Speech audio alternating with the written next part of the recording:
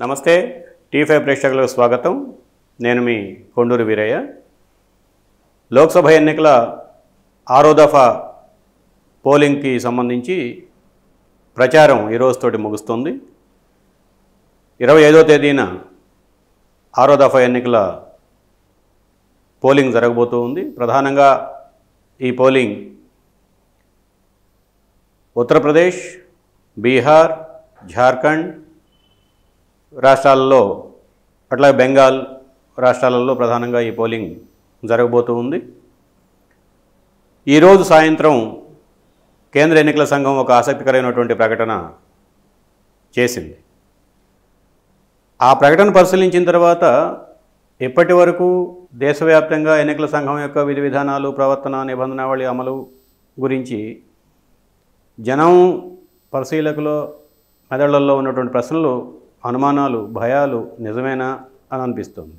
దాంతోపాటు గత 2-3 రోజుల్లో ఎన్నికల అనంతర పరిస్థితుల విశ్లేషణ గురించి పలువురు మేధావులు, ప్రముఖులు, దేశవ్యాప్తంగానూ అంతర్జాతీయంగానూ కీర్తి ప్రతిష్టలు పొందినటువంటి ప్రశాంత్ కిషోర్ లాంటి వాళ్ళు, సీ ఓటర్ నిర్వాహకులు, ఇటువంటి వాళ్ళందరూ, ప్రదీప్ గుప్తా లాంటి వాళ్ళు తమ అంచనాలు వెల్లడిస్తూ వస్తున్నారు. ప్రధానంగా ప్రశాంత్ కిషోర్ ది వైర్ సంస్థకి ఇచ్చినటువంటి ఇంటర్వ్యూలో బీజేపీకి ఎట్టి పరిస్థితుల్లోనూ 270 స్థానాలకు తగ్గవు, అంతో ఇంతో ఉత్తరాదిలో నష్టం జరిగినా ఆ నష్టాన్ని పూడ్చుకోవటానికి దక్షిణాది రాష్ట్రాల నుంచి 20 నుంచి 35 సీట్ల మధ్యలో అదనంగా తోడవుతాయి బీజేపీకి.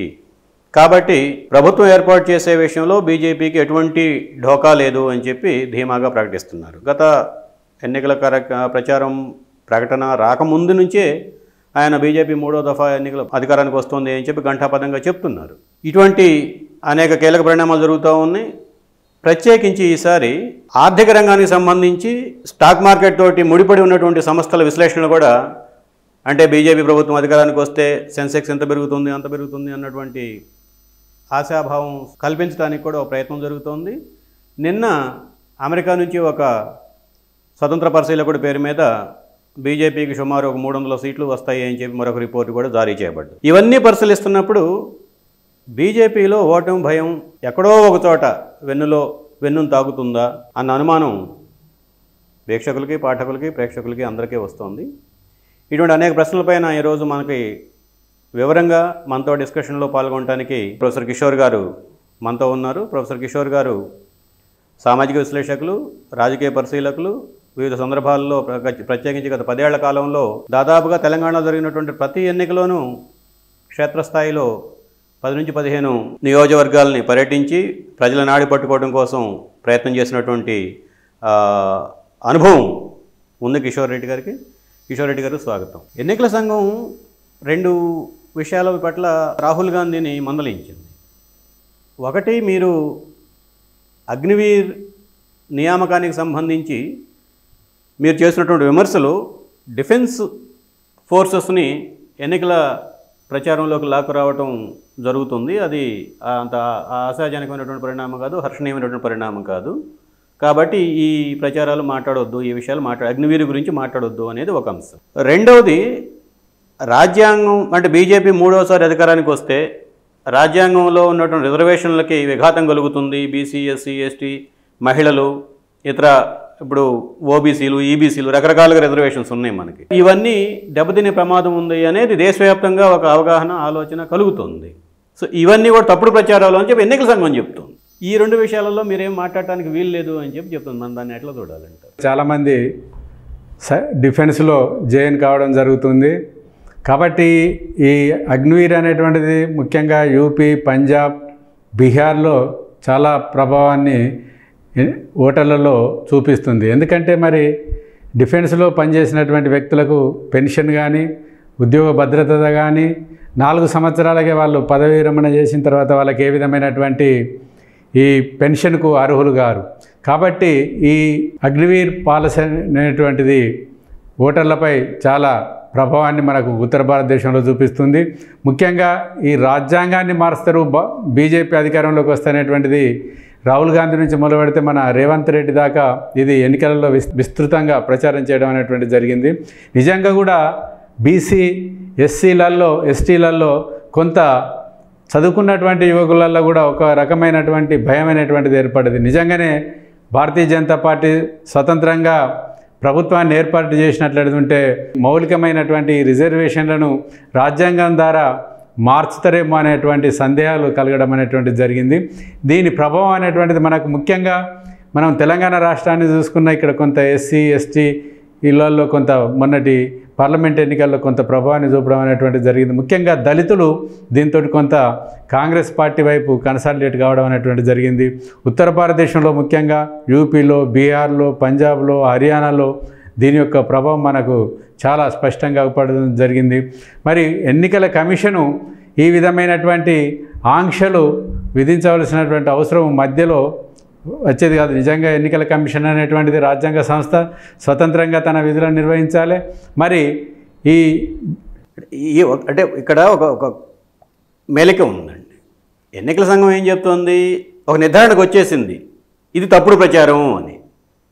బీజేపీ కూడా ఇది తప్పుడు ప్రచారం అని చెప్తోంది. ఈ తప్పుడు ప్రచారం అని చెప్పాల్సింది ఎవరు? కొత్తగా ప్రభుత్వం అధికారానికి వచ్చి ప్రమాణ స్వీకారం చేసి మేము రాజ్యాంగానికి ఒక కట్టుబడి ఉన్నాము, రాజ్యాంగంలో ఉన్నటువంటి ఏ సామాజిక ఆర్థిక తరగతులకి ఏ రక్షణలు కల్పిస్తున్నామో వాటన్నిటిని తూచా తప్పకుండా రాజ్యాంగ స్ఫూర్తితో అమలు చేస్తామని ఆ ప్రభుత్వం చెప్పాలి. ఎన్నికల సంఘం చెప్పడం ఎంతవరకు సమంజసం? విధులలో మితిమీరి ప్రవర్తించినట్లుగా అనిపిస్తుంది. సహజంగా ఎన్నికల కమిషన్ ఈ విధంగా రాజకీయ పార్టీలను ఆక్షేపించడం అనేటువంటిది తప్పు. ఇది ఎన్నికలు జరిగేటువంటి సందర్భంలో ఒక రాజకీయ పార్టీకి అనుకూలంగా తీసుకున్నటువంటి నిర్ణయంగా ప్రజలు భావించడం జరుగుతుంది. ఈ ఒక్క నిర్ణయమే కాదు బీజేపీకి అనుకూలంగా తీసుకోవటం. మోడీ గారు గత 4 దఫాల ఎన్నికల్లో చేసిన ఉపన్యాసాలు, ప్రచారాలు, వ్యక్తిగత నిందారోపణలు, కాంగ్రెస్ అధికారానికి వస్తే కమ్యూనిస్టుల్లాగా, మావోయిస్టుల్లాగా జనం యొక్క ఆస్తి మొత్తాన్ని ఒక కుప్పపోసి ఎవరికి ఎంత ఇవ్వాలో ఇస్తుంది, ఆస్తి పంచుతుంది అని చెప్పినటువంటి వాస్తవం ప్రచారం. మీ దగ్గర 2 పశువులు ఉంటే ఒక పశువుని కాంగ్రెస్ ఎత్తుకుపోద్ది, మీ దగ్గర 2 ఇళ్ళు ఉంటే ఒక ఇంటిని కాంగ్రెస్ ఎత్తుకుపోద్ది, ముస్లింలకి ఇవన్నీ తీసుకెళ్ళి ముస్లింలు పంచుతారు అన్న దగ్గర నుంచి ముస్లిం వ్యతిరేక మొత్తం ఇప్పటి వరకు కనీసం రిజర్వేషన్లు అన్నది ఒక లౌకిక అంశంగా మిగిలింది. ఈ ఎన్నికల్లో ఆ రిజర్వేషన్ల కోణానికి కూడా మతతత్వాన్ని, మతోన్మాదపు లేదంటే మతతత్వపు ఆలోచనల్ని ఆపాదించే దిశగా బీజేపీ పెద్ద ఎత్తున ప్రచారం చేసింది. దీని మీద దేశవ్యాప్తంగా కొన్ని వేల కంప్లైంట్లు రైజ్ అయినాయి. ప్రధానమంత్రి గారిని మందలించండి, బీజేపీ నాయకుల్ని మందలించండి అని చెప్పి. కానీ ఏ ఒక్క దాని మీద యాక్షన్ తీసుకోవాలి. కానీ మరి ఎవరు కంప్లైంట్ చేశారో ఈ 2 అంశాలకు సంబంధించి ఏమో తెలియదు. కానీ రాహుల్ గాంధీని మందలించాలని చెప్పి ఎన్నికల సంఘం నిర్ణయించింది. ఇది పక్షపాతం కాదా? స్టార్ట్ అయినప్పటి నుంచి చూసినట్లయితే ఫస్ట్ ఫేజ్, సెకండ్ ఫేజ్లలో పూర్తిగా భారతీయ జనతా పార్టీ హిందుత్వవాదం మీద తన ప్రచారాన్ని దృష్టిని సారించడం అనేటువంటిది జరిగింది.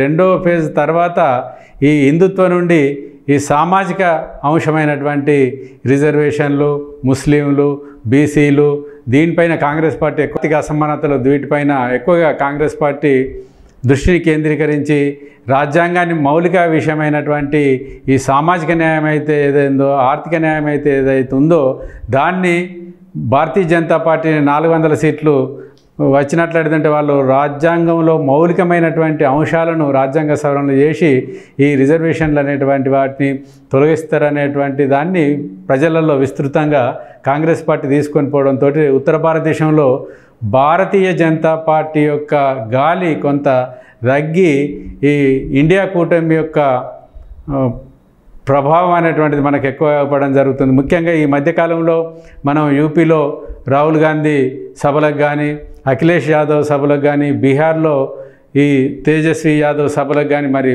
జనం చాలా విస్తృతంగా రావడం అనేటువంటి జరుగుతుంది. దీంతో కొంత బీజేపీ ఆత్మరక్షణలో పడి ఎక్కువగా ఈ దక్షిణ భారతదేశం పైన ఎక్కువగా దృష్టి కేంద్రీకరించడం అనేటువంటి జరుగుతుంది.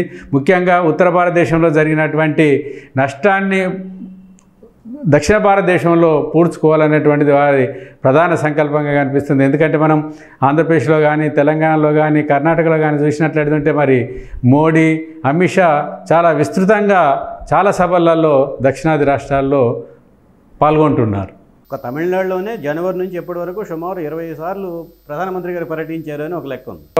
వాళ్ళు కొత్తగా తమ బలాన్ని పెంచే అటువంటి అవకాశం లేదు. ముఖ్యంగా తెలంగాణలో వాళ్ళు పోయినసారి 4 సీట్లు గెలవడం జరిగింది. మా అంటే ఈసారి బలాబలాలకు సంబంధించి వచ్చినప్పుడు మరింత లోతుగా వెళ్ళి డిస్కస్ చేద్దాము.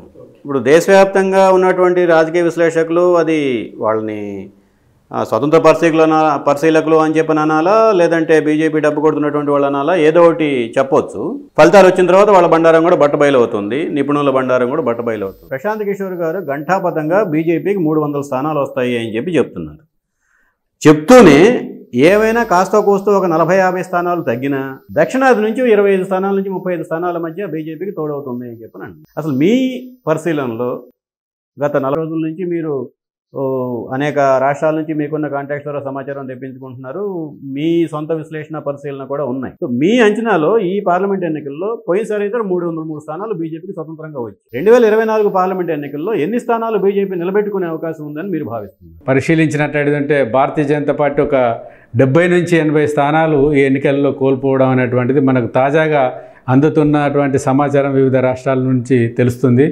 ముఖ్యంగా ఉత్తర భారతదేశంలో ఈ 70 నుంచి 80 స్థానాలు కోల్పోయేటువంటి ప్రమాదం ఉంది కాబట్టి ఆ ప్రమాదాన్ని దక్షిణాదిలో పూడ్చుకోవాలనేటువంటిది బీజేపీ భావిస్తుంది. కానీ దక్షిణాదిలో ఎక్కడ కూడా వాళ్ళకు కొత్తగా పోయినసారి కన్నా ఈసారి పెరిగేది లేదు. ఎందుకంటే కర్ణాటకలో పోయినసారికి ఇప్పటికీ వాళ్ళ బలం తగ్గుతుంది. ఒక తెలంగాణలో ఏమన్నా ఆ వివరాలు పోయినసారి 2019లో ఏ రాష్ట్రంలో బీజేపీ ఎన్ని స్థానాల్లో పోటీ చేసింది, ఎన్ని స్థానాల్లో గెలిచింది అనేది నేను మీ దృష్టిలో తీసుకొస్తాను. దాని తర్వాత ఎక్కువ తక్కువలు చేద్దాము. దానికంటే ముందు మనం దాదాపుగా 12 రాష్ట్రాలలో 2019 పార్లమెంట్ ఎన్నికల్లో బీజేపీ కూటమి 90 to 100% పెర్ఫార్మెన్స్ సాధించింది. ఉదాహరణకు రాజస్థాన్ 25 స్థానాలు ఉంటే 25 స్థానాలు బీజేపీ డబ్బాలో పడ్డాయి. హర్యానా, ఢిల్లీ 7 స్థానాలు ఉంటే 7 స్థానాలు బీజేపీ డబ్బాలో పడ్డాయి. అట్లా కర్ణాటక 28 స్థానాలు ఉంటే 27 స్థానాలు బీజేపీ డబ్బాలో పడ్డాయి. అట్లాగే ఒరిస్సాకు సంబంధించి చూసుకుంటే ఒక ప్రాంతీయ పార్టీ వచ్చింది. బీహార్ 40 స్థానాలు ఉంటే 39 స్థానాలు బీజేపీ ఖాతాలో పడ్డాయి. అట్లాగే హర్యానాలో 10 స్థానాలు ఉంటే 10 స్థానాలకి బీజేపీ అభ్యర్థులు, 10 స్థానాల్లోనూ బీజేపీ అభ్యర్థులు. ఈ రకంగా చూసుకున్నప్పుడు 12 రాష్ట్రాలు. ఇక ఆ రాష్ట్రాలలో బీజేపీ అమోఘమైనటువంటి పెర్ఫార్మెన్స్ చూపించాలన్నా అంతకంటే సీట్లు లేవు ఎక్కువ. హర్యానాలో 10, ఎంత గెలిచినా 10 స్థానాలే గెలవాలా. ఢిల్లీలో ఎంత గెలిచినా 7 స్థానాలే గెలవాలి. ఢిల్లీలో అరవింద్ కేజ్రీవాల్ని అరెస్ట్ చేసి జైల్లో పెట్టి అరవింద్ కేజ్రీవాల్ భార్య రాజకీయ ప్రచారానికి వచ్చి ఆయన అతి కష్టం మీద బెయిల్ తీసుకొని బయటకు వచ్చిన తర్వాత ఒక విజృంభించి ప్రచారం చేస్తూ ఉన్నాడు. అట్లాగే హర్యానాలో బీజేపీ ప్రభుత్వమే రాష్ట్ర ప్రభుత్వం యొక్క మనుగడే ప్రశ్నార్థకమైంది. ఆ రాష్ట్ర ప్రభుత్వంలో కోయలిషన్ భాగస్వామిగా, సంకీర్ణ భాగస్వామిగా ఉన్నటువంటి దుష్యంత్ చౌతాలా రాజీనామా చేశాడు. రాజీనామా చేయడమే కాకుండా బీజేపీ ప్రభుత్వాన్ని బలపరీక్షకి పిలవండి అని చెప్పి గవర్నర్ గారికి లేఖ రాశారు. ఆ కాంటెక్స్ట్లో పాటు ఉత్తరాదిలో జరిగినటువంటి రైతు ఉద్యమం, ప్రధానంగా పంజాబ్, హర్యానా, వెస్టర్న్ యూపీ ప్రాంతాల్లో ఉన్నటువంటి రైతులు బాగా ఆ ఉద్యమం వల్ల ప్రభావితం అయ్యారు, ప్రత్యక్షంగా భాగస్వాములు అయ్యారు. ఆ ప్రభావం మనకి ఇప్పుడు కనపడుతుంది. హర్యానాలో బీజేపీ అభ్యర్థులు కానీ, ప్రధాన నేతలు కానీ, స్టార్ క్యాంపెయినర్స్ అంటాం కదా, వీళ్ళు కానీ హర్యానాలో వెళ్ళి సభలు పెట్టాలి అని చెప్పనంటే జనం అందరూ వచ్చి ఆ టెంట్లు కూల్చేస్తున్నారు. సో ఇవన్నీ ఇండికేషన్స్. సో మనకి ఇక్కడ 2 అంశాలు కనపడుతుంది. ఎంత పెద్ద విరాట్ కోహ్లీ అయినా సరే, ఎంత సచిన్ టెండూల్కర్ అయినా సరే, ఎంత గవాస్కర్ అయినా సరే ప్రతి మ్యాచ్లోనూ సెంచరీ కొట్టలేరు. కాబట్టి ఈ 12 రాష్ట్రాలలో ఎంత కాదనుకున్నా బీజేపీ అంత గణనీయంగా తగ్గే అవకాశం కనపడుతుంది. ఉదాహరణకి మనం ఢిల్లీలో చూసుకుంటే పోయినసారి 7 స్థానాలు బీజేపీకి వచ్చాయి. ఇప్పుడు 3 స్థానాలు అయినా సరే ఆమ్ ఆద్మీ పార్టీ గెలుచుకుంటుంది అని చెప్తున్నారు. చాకచక్యంగా ఢిల్లీలో కాంగ్రెస్, ఆమ్ ఆద్మీ పార్టీ కలిసి పోటీ చేస్తుంది. సీట్ల సర్దుబాటు గతంలో ఈ రకమైనటువంటి పరిస్థితి లేదు. ఎవరికి వాళ్ళు పోటీ చేశారు, సెక్యులర్ ఓట్లు అన్నిటి చీల్చుకున్నారు. కాబట్టి బీజేపీకి 7 సీట్లు వచ్చాయి. అట్లా హర్యానాలో 10 స్థానాలకు గాను కనీసం 5 స్థానాలు తగ్గుతాయి అన్నటువంటి వాతావరణం కనిపిస్తోంది. మాజీ ముఖ్యమంత్రులు, ఆర్ఎస్ఎస్ క్యాడర్ అందరూ కలిసి పనిచేసిన ఒక 5 స్థానాల్లో బీజేపీ ఓటింగ్ తగ్గే ప్రమాదం కనపడుతోంది. మహారాష్ట్రలో 48 స్థానాలు ఉన్నాయి. ఈ 48 స్థానాలలో బీజేపీ, శివసేన, ఒరిజినల్ శివసేన అంటే స్టాండర్డ్ శివసేన, బాల్ ఠాకరే శివసేన, వీళ్ళిద్దరూ కలిపి 41 స్థానాలను సంపాదించారు. ఈ పార్లమెంట్ ఎన్నికల్లో 41 స్థానాలు నిలబెట్టుకోవటం బీజేపీ, దాని మిత్రపక్షమైనటువంటి చీలిన శివసేన, చీలిన ఎన్సీపీ కలుపుకున్నా కూడా వచ్చే పరిస్థితి లేదు. ఎందుకంటే దేశమంతా అఖండ భారత్ అని చెప్పి క్యాంపెయిన్ చేస్తున్నటువంటి బీజేపీ మహారాష్ట్రలోకి వచ్చేసరికి కుటుంబాలను చీల్చింది. శరద్ పవార్, అజిత్ పవార్ భార్యని శరద్ పవార్ కూతురుతో ఎదురుగా నిలబెట్టారు. కుటుంబాలను చీలుస్తున్నారు, పార్టీలను చీలుస్తున్నారు, జనాన్ని చీలుస్తున్నారు అన్నటువంటి వాతావరణం బాగా ప్రబలంగా వచ్చింది.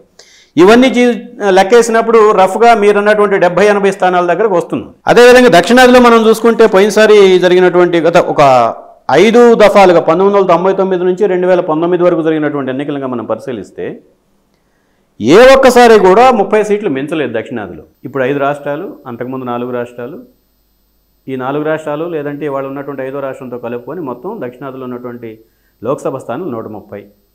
130లో ఏ రోజు 30 స్థానాలకు మించి 29 స్థానాలకు మించి బీజేపీ గెలవల. ఇప్పుడు ప్రశాంత్ కిషోర్ ఏమంటున్నాడు, ఒక్క దక్షిణాది నుంచే 25 స్థానాలు అదనంగా వస్తాయి అని చెప్పి అంటున్నాడు. అంటే పోయిన సంవత్సరం 2019లో జరిగినటువంటి పార్లమెంట్ ఎన్నికల్లో ఆంధ్రప్రదేశ్లో 24 స్థానాలకు 24 స్థానాలు పోటీ చేశారు, 20 స్థానాలకు 24 స్థానాలు పోటీ చేశారు, 1 సీటు సంపాదించుకోలేదు. ఇలా తమిళనాడులో 6 స్థానాలు పోటీ చేశారు, 1 సీటు సంపాదించుకోలేదు.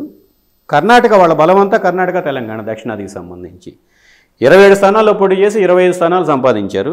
అట్లా కేరళలో 15 స్థానాలు పోటీ చేశారు, 1 స్థానం కూడా రాలేదు. తెలంగాణలో 17 స్థానాలు పోటీ చేశారు, 4 స్థానాలు సంపాదించుకున్నారు. సో స్థూలంగా చూసినప్పుడు కర్ణాటక, దక్షిణాదికి సంబంధించి కర్ణాటక, తెలంగాణ తప్ప బీజేపీకి ఎక్కడ ఓపెనింగ్ లేదు. అవన్నీ కలిపి 29 స్థానాలు. ఇప్పుడు ప్రశాంత్ కిషోర్ చెప్పినటువంటి విశ్లేషణ వాస్తవం అని చెప్పి మనం నమ్మాలి అని అంటే ఈ 29 స్థానాలకి కనీసం 20 స్థానాలు తోడవ్వాలి.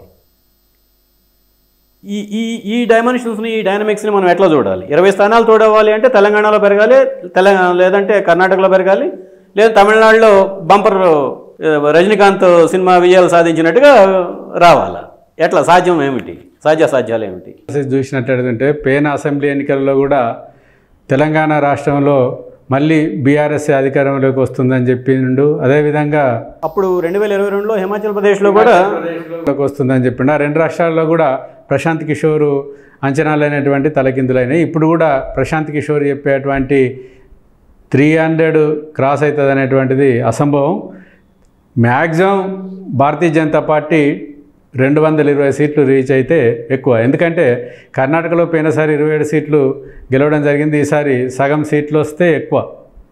అదేవిధంగా తెలంగాణలో 4 సీట్లు వచ్చారు, మా అంటే ఈసారి వస్తే 5 సీట్లు, ఎక్కువ 6 సీట్లు, అంతకన్నా ఎక్కువ రావడానికి లేదు. అంటే బలహీనంగా ఉంది అని అనుకుంటే ఈ 4 స్థానాలు నిలబెట్టుకుంటుంది. దీనికి బదులు కర్ణాటకలో వాళ్ళు గెలిచిన దాంట్లో సగం సీట్లు పోతున్నాయి. కేరళలో కూడా వాళ్ళు అకౌంట్ ఓపెన్ చేసేటువంటి పరిస్థితి అయితే కానరావడం లేదు. మా అంటే గెలిస్తే తమిళనాడులో ఏమైనా గెలిస్తే తమిళసై, ఇంకొక సీట్ ఏమైనా గెలిస్తే 1-2 అన్నామలై కోయంబత్తూరులో పోటీ చేస్తారు. అంతకన్నా మించి గెలిచేటువంటి అవకాశం అయితే లేదు. ఆంధ్రలో కూడా మనం ఏమన్నా మరి తెలుగుదేశంతో అలయన్స్ పెట్టుకొని జగన్ మీద ఏమన్నా వ్యతిరేకత ఉంటే మా అంటే గెలిస్తే ఆడేమన్నా గెలిస్తే 1-2, అంతకన్నా ఎక్కువ గెలిచేదైతే ఆంధ్రలో కూడా లేదు. కాబట్టి మనం ఓవరాల్గా వాళ్ళు ఈ ఉత్తర భారతదేశంలో జరిగినటువంటి నష్టాన్ని దక్షిణాదిలో 50 సీట్లు పికప్ చేసుకుంటారు, మెరుగైన ఫలితాలు సాధిస్తారనేది అసంభవం. ఎట్టి పరిస్థితులలో కూడా మీరు చెప్పిన దాన్ని బట్టి మనం అంటే ఇక్కడ మీరు చెప్పిన దాన్ని బట్టి మనం 2 నిర్ధారణలకు రావచ్చు. ఒకటి, ఉత్తరాదిలో బీజేపీకి 50 ఆ పైన స్థానాలు నష్టం జరుగుతుంది, 78 స్థానాలు నష్టం జరుగుతుంది. దక్షిణాదిలో ఆ నష్టాన్ని పూడ్చి చేసేంత సామర్థ్యం దక్షిణాది రాష్ట్రాల్లో బీజేపీకి లేదు, దక్షిణాది రాష్ట్రాల్లో ఉన్న పార్లమెంట్ సభ్యులు మొత్తానికి పార్లమెంట్ సీట్ల సంఖ్యకి లేదు. సో ఆ రకంగా చూసుకున్నప్పుడు తమ పలుకుబడి, ప్రభావం, ప్రతిష్ట తగ్గుతోంది అన్న విషయాన్ని గుర్తించిన బీజేపీ ఓ ప్రత్యామ్నాయమైనటువంటి ఒక ప్రచార వ్యూహానికి తెరలేపిందని చెప్పి మనం అనుకోవచ్చు. జనాన్ని దృష్టి మళ్లించడానికి, లేదంటే జనంలో బీజేపీ గెలుస్తుందట కదా, అక్కడెక్కడ గెలుస్తుంది, ఎక్కడెక్కడ గెలుస్తుంది, మనం కూడా ఓటు వేయాలి కదా అన్న వాతావరణం క్రియేట్ చేయడానికి ఈ ప్రచార సరళిని ప్రజల దృష్టిని మరచడం అనేటువంటి జరిగింది. ముఖ్యంగా ఫస్ట్ ఫేజ్, సెకండ్ ఫేజ్లో భారతీయ జనతా పార్టీ పూర్తిగా అయోధ్య రామాలయం, హిందుత్వ, ముస్లిమ్స్ మీదని ఎక్కువగా దృష్టిని కేంద్రీకరించి హిందుత్వాన్ని ఎక్కువగా దృష్టిని కేంద్రీకరించడం జరిగింది. దీన్ని దృష్టిలో పెట్టుకొని రాహుల్ గాంధీ చాలా తెలివిగా ఈ సామాజిక ఆర్థికపరమైనటువంటి అంశాలైనటువంటి ఈ రిజర్వేషన్ల సమస్యను ప్రజలను ఆకర్షించే విధంగా ప్రచార సరళిని రూపొందించుకోవడం అనేటువంటిది జరిగింది. దానికి తగ్గట్టుగా భారతీయ జనతా పార్టీ వాళ్ళు కూడా ఈ హిందుత్వం నుంచి ఈ సామాజిక పరమైనటువంటి అంశాల వైపు రావడం అనేటువంటి జరిగింది. దీంతో భారతీయ జనతా పార్టీకి ప్రచార సరళిలో కాంగ్రెస్ స్పష్టమైనటువంటి ఆధిక్యత అనేటువంటిది రావడం జరిగింది. కొంత బీసీ, ఓబీసీ, ఎస్సీ, ఎస్టీ మైనార్టీల ఓట్లు కాంగ్రెస్ పార్టీ వైపు కన్సాలిడేట్ కావడానికి అవకాశం కల్పించింది. మీరు రామ మందిర నిర్మాణం లేదంటే విగ్రహ ప్రతిష్ట అంటే నాకు రెండు విషయాలు గుర్తొస్తుంది. స్వాతంత్రం వచ్చినటువంటి తొలినాళ్లలో గుజరాత్లో సోమనాథ్ దేవాలయాన్ని పునరుద్ధరించారు ప్రధానమంత్రి నెహ్రూ, రాష్ట్రపతి రాజేంద్ర ప్రసాద్. ఆ పునరుద్ధరణకు ముందు కానీ పునరుద్ధరణ తర్వాత కానీ ఎప్పుడు కూడా మేము ఈ గుడి కట్టాం కాబట్టి మీరు మాకు ఓటేయండి అన్నటువంటి పరిస్థితి కాంగ్రెస్ ఎప్పుడు ప్రచారంలోకి రాలా. వాళ్ళు ఎప్పుడు ఈ స్థాయిలో కలపలేదు. ఏమన్నా కలిపితే ఏదో కూరలో కరివేపాకులా కలిపి ఉండొచ్చేమో కానీ ఉప్పు కారం లాగైతే కలపలేదు. మన్మోహన్ సింగ్ ప్రధానమంత్రిగా ఉన్నప్పుడు ఢిల్లీలో నారాయణ అక్షర్ధామ్ ఒక ప్రపంచవ్యాప్తంగా ఒక పర్యాటక స్థలంగా మారింది. అక్షర్ధామ్ నిర్మాణం కూడా పూర్తయింది. అదేమంటాం ప్రారంభోత్సవం చేశారు. కానీ 2009 ఎన్నికల తర్వాత ఎప్పుడు కాంగ్రెస్ మేము అక్షర్ధామ్ కట్టాం కాబట్టి ఢిల్లీలో ఉన్న వాళ్ళందరూ మాకు ఓటేయండి అని చెప్పి రాల. సో ఈ ట్రెడిషన్ కాబట్టి అంటే ప్రభుత్వాలు ఒక గుడి పడిపోతేనో లేదంటే ఒక చారిత్రక సందర్భంలోనే గుడి కట్టడం అనేది ఆనవాయితీగా వస్తుంది. మరి ఈ యొక్క రామాలయాన్ని ఈ స్థాయిలో ఒక ఎన్నికల అంశంగా ప్రచారం చేయడంలో ఉన్నటువంటి పరమార్థాన్ని మనం ఎట్లా చూడాలి? ముఖ్యంగా ఈ రామాలయాన్ని కానీ ఈ రాముని తలంబ్రాలు అనేటువంటివి మనకు ప్రతి గ్రామంలోకి భారతీయ జనతా పార్టీ వాళ్ళు, విశ్వ హిందూ పరిషత్ కానీ ఆర్ఎస్ఎస్ ద్వారా తీసుకొని పోవడం అనేటువంటి జరిగింది. ప్రతి గ్రామాల్లో కూడా ఈ హనుమాను విగ్రహాన్ని కానీ రాములవారి విగ్రహాలను పెట్టి ఊరేగించి గతంలో దక్షిణాది మొత్తం ప్రత్యేకించి దక్షిణాది అంటే మహారాష్ట్ర, తెలంగాణ ప్రాంతాలలో గణేశోత్సవాలు జరిగేవి.